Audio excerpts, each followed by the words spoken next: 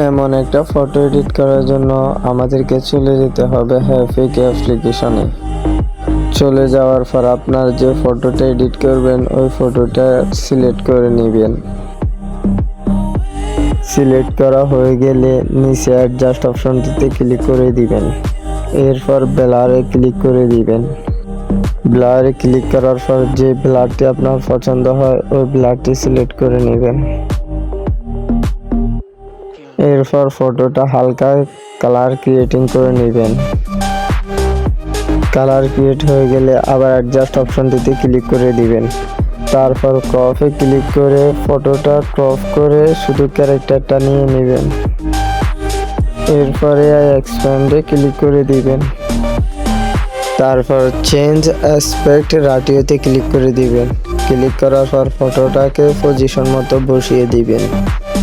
এরপর description the content ওইখানে click করে লিখবেন nice background and green tree. তারপর অ্যালাউতে ক্লিক করে জেনারেটে ক্লিক করে দিবেন। একটু সময় লাগবে। এখানে 3টে ব্যাকগ্রাউন্ড আসবে। আপনার যেটা পছন্দ হয় পছন্দ মতো ব্যাকগ্রাউন্ডটি সিলেক্ট করে নেবেন। সিলেক্ট করে অ্যাপ্লাইতে ক্লিক করে দিবেন।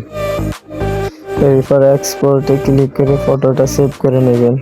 ভিডিও ভালো লাগলে অবশ্যই চ্যানেলটি সাবস্ক্রাইব করে পাশে থাকবেন।